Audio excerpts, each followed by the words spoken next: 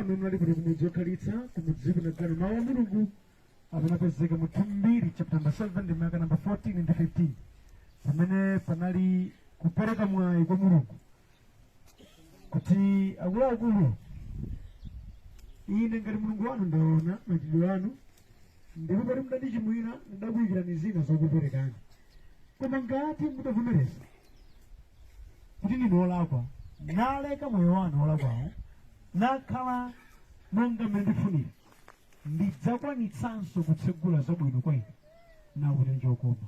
Ameni. Kumudzi wokhalitsa uno tigawana mawu a mulungu kuchoka pa Genesis chapter number 1 ndime yake ya 26.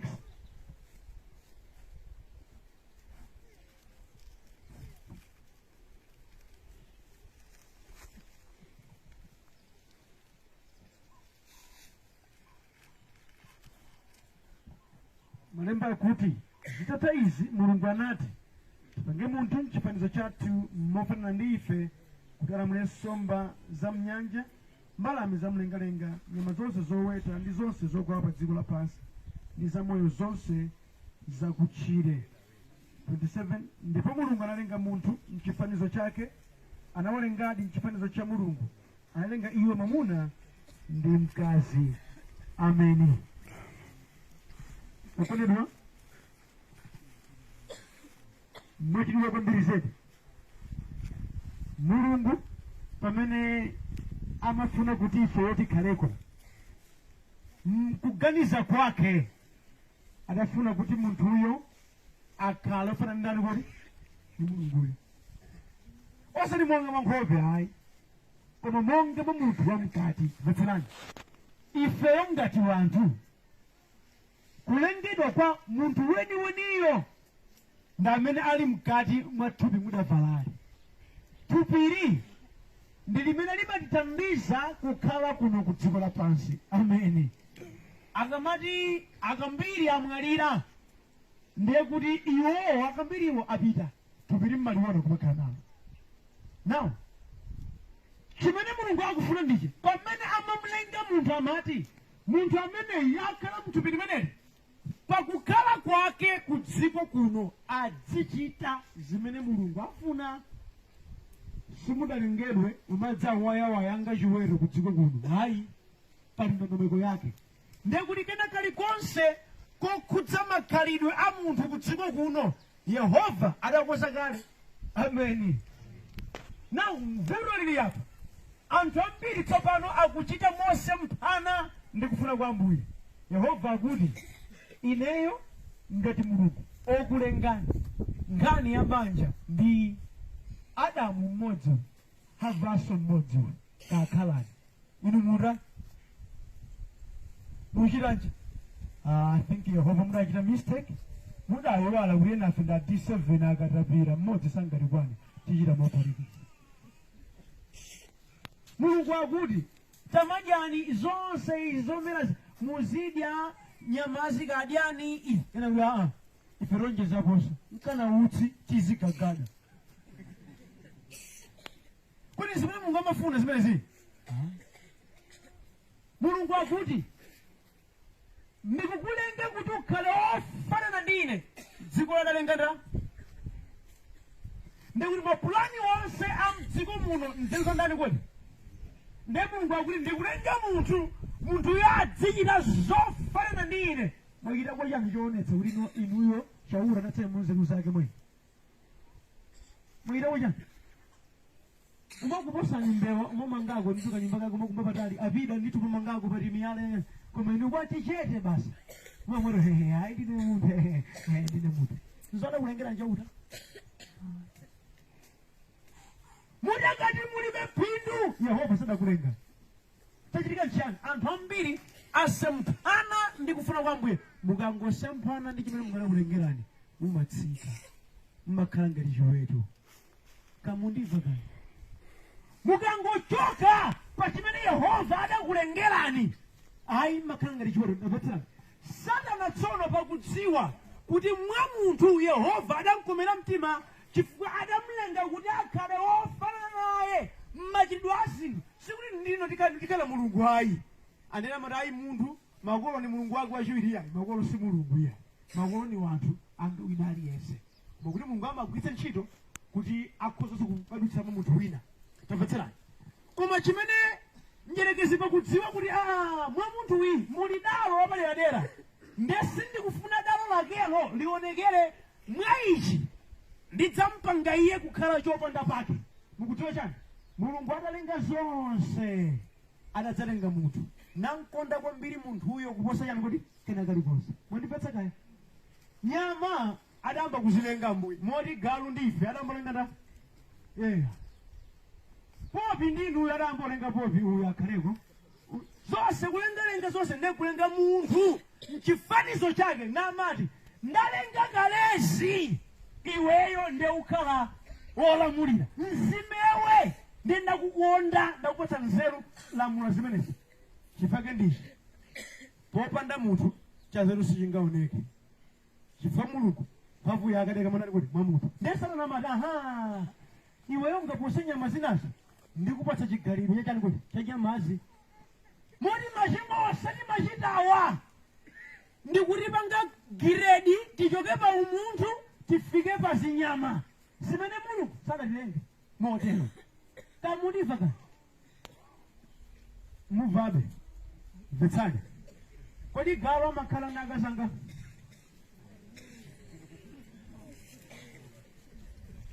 galu amakhala munangati akamweye chisika inuyo vanu nangati tapenya kuno iwe yakunanga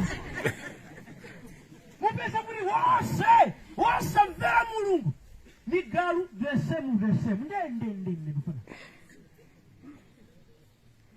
ndekupenya dia ina ndinaoneka bwino kuoneka bwino kungati ndikutsika kwa maweti sichimene Yehova adakulengera mwana mwana ineyo kubanja kuti ndabe kumana modzi ukusa kwa mwana jerekezi wakutsitsa wakanga ngagala ngakapopi kutsitsa chitiri sizonyadira kamundipataka tandipatsana mukaonetsetse kambuku amakhala kwa nkhanza kumpitisa alibe bwezi moyo wachinyamanyama tilibe kodi anthu lero akakwiya moyochuya dovu atakwiya chibwene dovu chuk ine ninokarungwine asizonyadira ka nukhanga chinyama chokonda umunthu wakazingwani maukanyanga nkhwigwa kumati umenye makofu komberizeni akasi wako nomunthu unga mbombo zenizeni zomanyakanyenya akazachita therereni wana paniselu apa musizonyadira ndi moyo wachinyamanyama simene mulala kuti adakulengera alipo saina ngonyada angatiwatiwa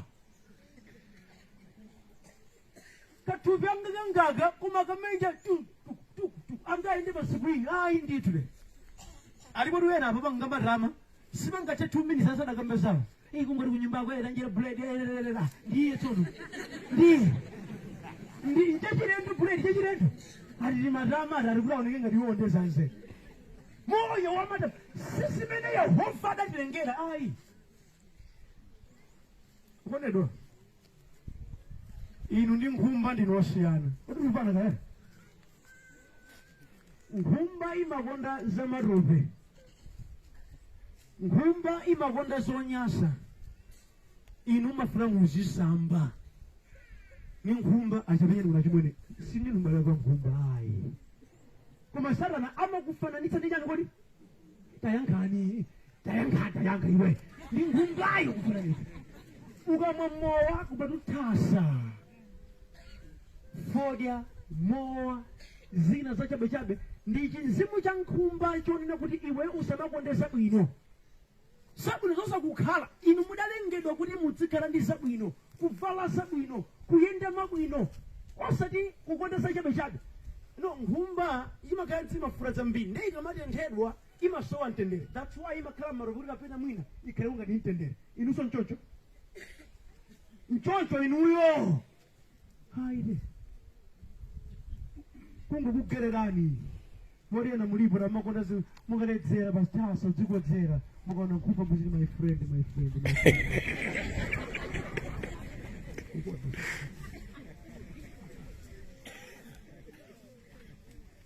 tavutsira koma pokulengana mbu amati mukafanana ndiye. Amen. Ndipo ndimene makhala m'machimo osaoterewa tikhoza kubwerera bwanji uthenga wakumudzi manena kuti mutavomera kuti ayi sindimakhoza. Ambuye khululukireni ndimachita zolakwika ndapeza lero uku kutigerere kwa Satana kondifananitsa ndi nyama amene ine ndine munthu. Ndisatero Ambuye landireni. Yehova ngobwino amalandiranso. Ameni. Amalandira akhoza kukuthandizani. Malemba akunena kuti wochita tchimo amakhala kapolo chanu kuti kwa tchimo.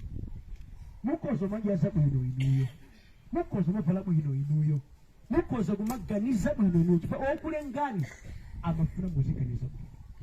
Ndimalize motere, tidakhala ifeyo monga mmene Mulungu amafunira mtendere sungatisowe. Ameni. Mutati mumvere Baibulo mmene limachitikira. Vulakena kuti anthu ena timamverako mawuwa mawene solani woni osamvera. Mukonda kumbiri kupemphera koma ndino aulesi igwira. Amanjalene kumaimba kwa ndikaje mana upemphera zanize dini koma ugwira ntchito ayi igwira meneyi ayi mukhalabe moyo kuti mukumverako pena. Mulungu anena kuti ukhale ndi mkazi mmodzi, munayedi mkazi mmodziyo koma simumusamala pabweza mtendere. Imati ndingolengeza akuluakulu akamati chulukanani muzetse dziko lapansi samati mmodzi yekha amene achulutse onsewo. Fati wena tumulipo okondedwa moyo yaseta wana nkhani koma ukanikorani kodi kwasamalira. Akamati mutachulukana amati wena achita kwa ana atatu wena 4 wena chati osati 5 wekha. Ndichifake mupesa kunena kuti popesa sindikukhala monga pene Mulungu akunena. Mukapezedwa malo pamene pali mitengo yambiri mpamanda. Tifunse nakalekale fe nthawi oyika maliro timakhala ndi malo abwino kwambiri zedi. Pali mitengo pali mithuzi. Lero lino nkhani ya makala idatipweteka pang'ono ndi pang'ono tamba lwaso m'manda muno tikhalenso patayali opandaso mitengo koma nthaka ikungoonongeka. Koma ndikubereka lero kuti zakati 40 tabereka kale. Mukuganiza kuti kutsogolo kukhala bwanji? Chichiwa chikuti ukapanda mano usamaswe phale. Mitengo ya mirudulayi takalamba kale frizi mwalire ngawana watu azakuzichipira. Ndi ocha makala waso ulika sazi yapo ocha kale makala ukutsogolo kuzikhale bwanji mwayi. Ndi mafuduka mpawa amene ndikufandi nene monenetsa pano tinamakhala monga mmene kumwamba kudanenera dziko lokoma likhoza kukhala nawo. Koma chifukwa cha moyo wa Satana watipwetekeza. Ambuye atithandize moyo wathu. Komanso inu mukamva musamanseka muzithandizika. Tsitsi liziva chipeso ndikuti kupesa kutheka pakavurani waleza mpala ngati tani. Ambuye Yesu akuti ine ndine kuuka ndi moyo ndipo yense okhulupirira mwalira adzakhala ndi moyo. Ndipo iye amene ali ndi moyo nakhulupirira ine sadzamwalira nthawi zonse. Ameni. Yobu pakuona kuti moyo wa dziko lapansi umasinthika akunena mawu timabwera ku dziko lapansi opanda kanthu ndipo panda kanthu timatani kodi timapita. Mudakhala ndi magalimoto mudakhala ndi akazi zambirimbiri amuna ambirimbiri sadzalola kulowa nawo m'manda. Amiralanda ndivutsani mudzawasiya atana mabira ni bwino bwira ni bwino wena kalira ni muyangana ichi likozo kusamalani zangu kujotsani wazonda kodi pa Mulungu koma kumanda ubira nda noka palibe mana ali pokuva patse kodi vera yakachasuyo nkamwele komwe alipo ngati patse kodi chamba alipo ngati umapita weka mwaichi musavomere kuti kena kali kose kokapeza kudziko kakuchotseni mamasonda kodi pa Mulungu. Kondedwa Mulungu adatipatsa mgogo wathu. Mulungu yemweyo uwatenga idalitsike dzina la Mulungu popeza tikudziwa kuti mombolo wawo amene awapulumutsa ku machimo onsewa nawapatsa moyo waumuntu nawapatsa moyo wa Mulungu. Yesu adatsogola kale ndi amene amalandira wanthu akachoka mdziko chotere amakalandira ndi iye. Kwamkomera Mulungu wamphamvu zonseyo kusiya ifeyo ndotenga iwowo. Ine pamene pakondedwa imati chete kuti moti inu amene sikupempherani chaulo kusiyani ndipo funso langa kusali uri murani popujula nsulomika magana mimba ari kosedwa magana mimba ino makata penya kuno wakana yasiyanga siya kamtena ngana kale kasukunga mpaka iyo kuma Yehova usakuphaira rukulenga ino kanisa jani mulukulu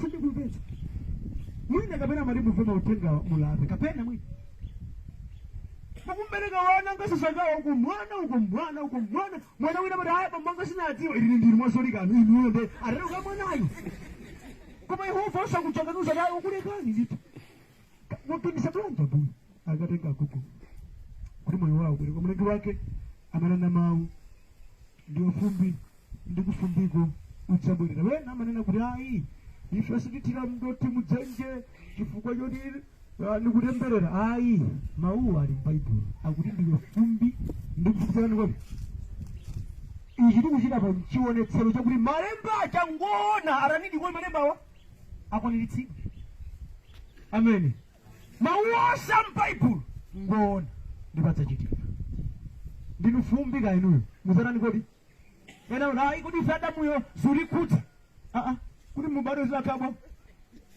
simuyo kumwe machimo a Adamu sadalikutsa ife malemba akuti utija tukulo lake mudyala ndali tukulala ngatono mutsutsa pamandepo kapene kutsutse mpaka mumalimbira kuti akadzanjaze kudyetsani mfuna mudye tukulo la zanu ayi idyaniranu tukuta kadyaniranu tukuta mumlenge utazikire chitukuko aputafutika nakulakuti ukazungulira uko apotati pakhaleka buliji kabwino bwesilapita kale kwathu koma ngamumupembe kuti ndalama kuti muzuti iwe akadzanja ika buliji apa ayi tatichunaku tatichunaku ndenge achike bwanji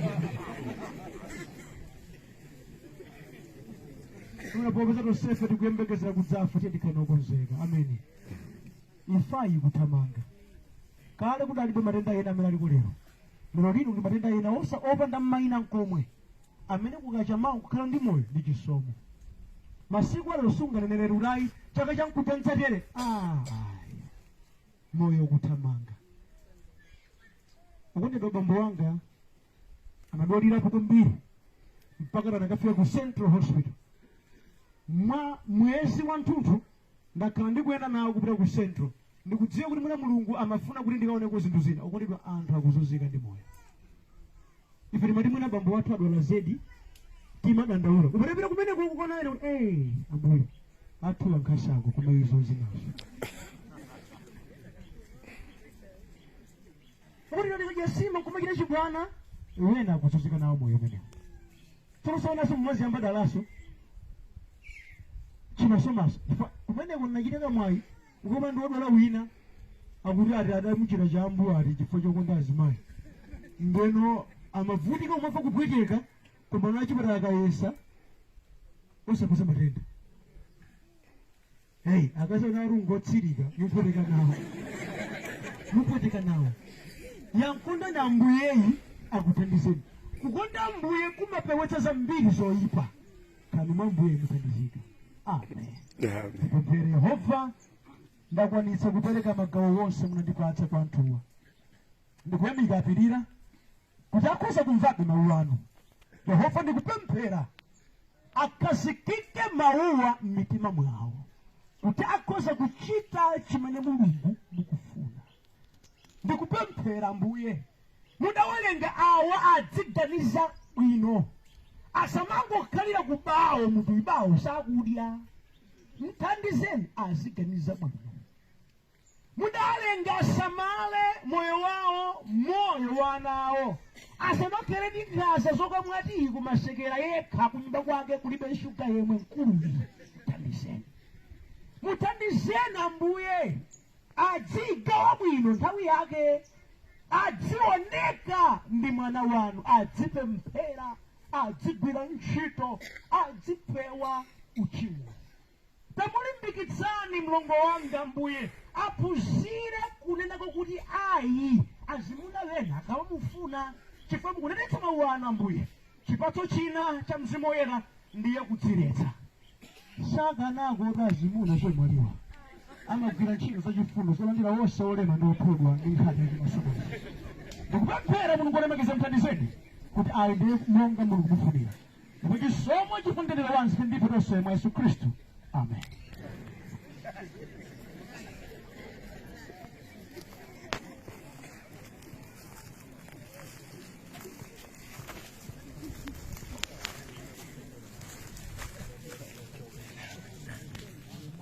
ziko